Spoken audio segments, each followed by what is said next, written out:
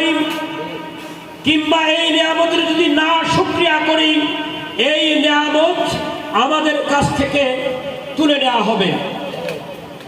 ওয়াস্তাবদিল কওমান গায়রাকুম ওয়ালা তাদুররুহু শাইআ। আল্লাহ আমাদেরকে পরিবর্তন করে অন্য কোন জাতি গোষ্ঠীকে এই দায়িত্ব প্রদান করবেন। সেজন্য এই নিয়ামতের সঠিক ব্যবহার কিংবা না শুকরিয়া সম্বন্ধে আমাদেরকে সজাগ সচেতন হতে হবে। শুকরিয়া করব কিভাবে? শুকরিয়া হবে দাওয়াতি কাজের মধ্য দিয়ে। আমার ডান দিকে যারা আছে, আমার বাম দিকে যারা আছে, সম্মুখে যারা আছে, পিছনে যারা আছেন, তাদের প্রত্যেকের কাছে আল্লাহর দ্বীন প্রতিষ্ঠার এই দাওয়াত যদি পৌঁছাতে পারি, তাহলে পরে নিয়ামতের পরিপূর্ণ শুকরিয়া আদায় করা হবে ইনশাআল্লাহ। আমরা কি এই নিয়ামতের শুকরিয়া আদায় করতে রাজি আছি? ইনশাআল্লাহ। আল্লাহ রাব্বুল আলামিন তুমি এই হাতগুলোকে তুমি কবুল ও মঞ্জুর করো। আমিন। এই ওয়াদা বাস্তবায়ন করবার জন্য আমাদেরকে তৌফিক দাও। আমিন।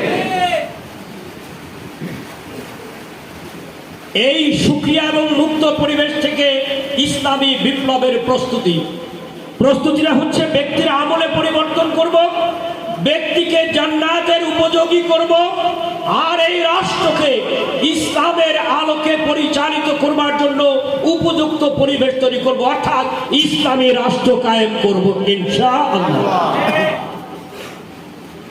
এজন্য দরকার বিপ্লবের আগে বিপ্লবের উপযোগী একটি গোপন নিয়ামত সম্পর্কে আমি আপনাদেরকে অবহিত করছি। আপনারা জানেন 1917 সালে রাশিয়া বিপ্লব হয়েছিল, লেনিনের ক্যারিজমা কাজে লেগেছিল। 1979 সালে ইরানে বিপ্লব হয়েছিল, খমেনির ক্যারিজমা কাজে লেগেছিল। ঠিক তেমনি আজকে আমি লক্ষ্য করছি এই বাংলাদেশে ইসলামী আন্দোলনের প্রতিনিধি আমাদের রহমান ডাক্তার শফিকুর রহমান আল্লাহর পক্ষ থেকে দেওয়া আরেকটা ক্যারিজমা, যেই ক্যারিজমাকে ধারণ করে ইনশাআল্লাহ এই বাংলাদেশে বিপ্লব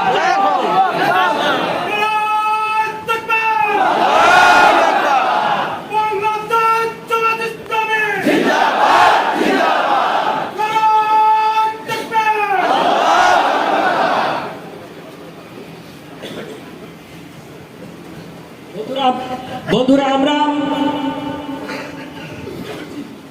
আজকে এখানে রুকন আছি, কর্মীরা আছি, সহযোগীরা আছি, ভোটার কর্মীরা আছি, সকলে